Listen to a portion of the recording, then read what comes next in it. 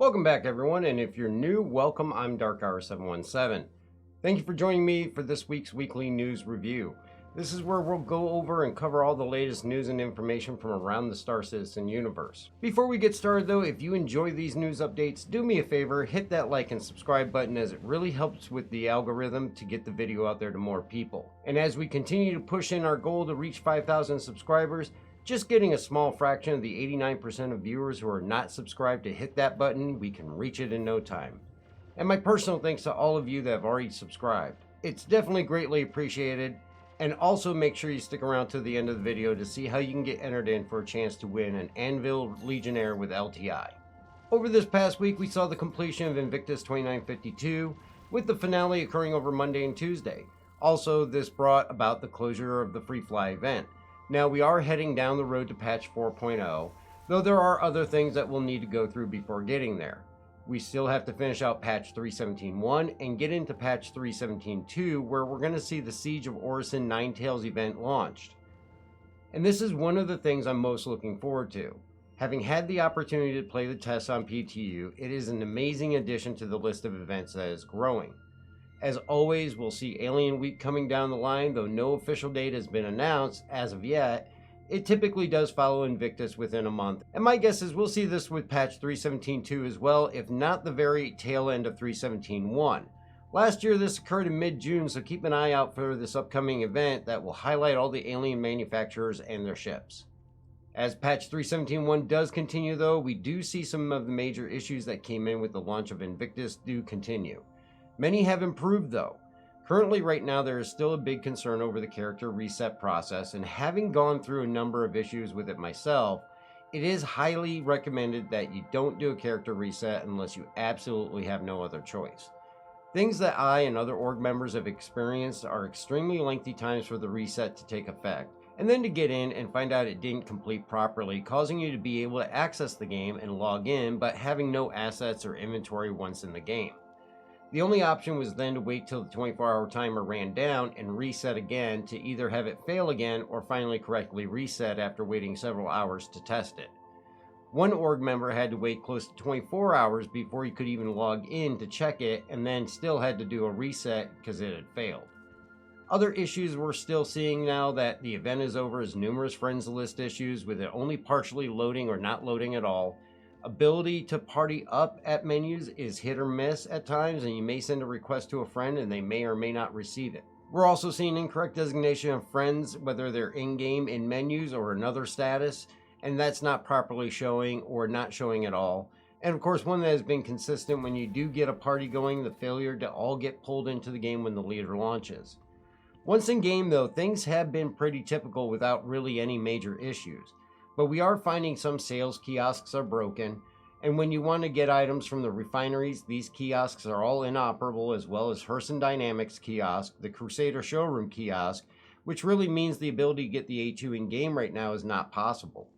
Another issue we saw this past week was a number of players saw AUEC disappear unexpectedly and with no explanation. And at first I thought this was maybe due to the commodities trading bug that was going on, but I also found several players who did not do any trading lose AUEC as well. In general, we have been able to find a way to work around the majority of these issues, and hopefully they'll be addressed and resolved prior to the launch of 3.17.2. From what we saw though, Invictus was a success, even with the issues that were occurring. Final numbers are not official yet, but it appears they far surpassed the new accounts and login records from last year. If this is any indicator as to what we can expect come IAE, I'm truly hoping we will see improvements from CIG made to handle the increased traffic with more of a preparation for if it exceeds expectation. One interesting thing we saw this week as well was a video released by Citizen Kate and Will that showed a revised way through the use of tractor beams to break into Klesher rehabilitation. Now, as there is no real benefit to breaking into jail, this was something that was fun to watch and see how they did it, and actually went and did it ourselves on Friday's stream.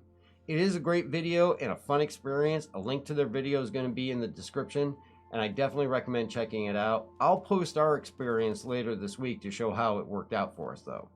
Getting into our regular sources of information though, Monday we saw This Week in Star Citizen, and this week they mentioned the ongoing screenshot contest, which has ended and the results are posted in Spectrum. I'll throw a link in the description so that you can check out all the winners and all the amazing screenshots that they received. Also posted was the reminder for the Dunlow Derby, which was a time trial competition during Invictus around Orison using the Anvil Pisces. This is also concluded, and a link to see the results will be in the description along with the screenshot one. And the other items listed in this week in Star Citizen include Squadron 42 monthly report as well as the PU monthly report, and it does mention that there is no Star Citizen Live this week due to a holiday in the UK. Of course, as they mentioned, Tuesday did bring the lore team back with a Galactopedia update, bringing in a variety of different entries. A full-length article on Suj Kosi, the first Tavaran senator, which is definitely a very good read, as well as a small variety of entries describing towns, animals, moons, and planets throughout the verse. Wednesday, we did get the Legionnaire Q&A, and it gives us a much deeper dive into the newest concept ship from Anvil. With the ability to dock and board other ships, this is going to introduce an entirely new style of gameplay and possibilities once it gets into the verse. The ship itself has the ability to dock to ships and stations with a variety of sized docking ports through an extended covered walkway that allows for entry into whatever it's docked to. With hacking abilities to override the target ship systems and gain access, or through the use of breaching charges to force your way on board, what we did find out through the Q&A is that the hacking capabilities for the Legionnaire are going to be limited, and that's going to be by distance, and it's not going to reach much more but a few kilometers. The target ship will also have the ability to fight off the hack in an attempt to defend itself. This will be done through AI if the ship is an NPC ship, or by the player if they're on the target ship. Also, we did find out that in the absence of another player to be the co-pilot of the Legionnaire, eventually an NPC co-pilot will be able to perform the hacking. Once hacked, the Legionnaire's crew will have limited access and control over the target ship, limiting access to only the air traffic control systems of that target ship. There are no current plans as of yet to allow entry through non-docking collar areas such as manned turrets, but that could be a possibility for the future. The ship itself is designed as a short-term use vehicle with no beds or accommodations on board for prolonged flight. Its intent is to leave and then immediately return back once the job is done. Being designed with the intent that it will be under fire, it is going to handle closely to Cutty steel and have additional shields and armor similar to the Terrapin, so it will be able to handle taking hits as it's performing its job. Appropriate space will be available for gear and weapons through the storage on board, and the seat design for the boarding team members may not accommodate heavy armor, but close by storage will help with the ability to quickly equip it if needed. A link to the Q&A is going to be in the description, and if this is a ship that you're looking forward to, I definitely recommend checking it out. Wednesday, we also received the PU monthly report posted to the RSI site and received the Squadron 42 monthly report via email. The Squadron 42 will be posted to the RSI site on Wednesday this week, and these are absolutely chock full of information from the past month in regard to what has been worked on and its progress through development. What you will find is many of these items have been discussed previously on different forums such as Inside Star Citizen or Star Citizen Live. It's a great source to catch up on all the in-depth info if you're unable to watch the weekly shows from CIG.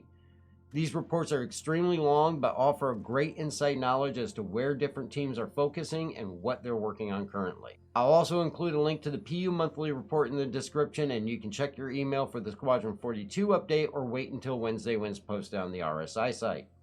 Thursday, we received information on the Bar Citizen World Tour, and with it being more than 2 years since an in-person get-together has been possible, we found that CitizenCon is going to once again be digital, but in regard to other festivities, we will be seeing Bar Citizen coming back with a world tour this year. With the time lining up with First Contact Day, we received notification of the stops in this world tour, and if you're not near one of the locations, they will be continuing to make stops throughout the rest of the year and have a Spectrum page set up for recommendations. Stops that we know of right now are centered around the areas in which studios exist, and that's going to be Los Angeles, Austin, Montreal, Manchester, and Frankfurt.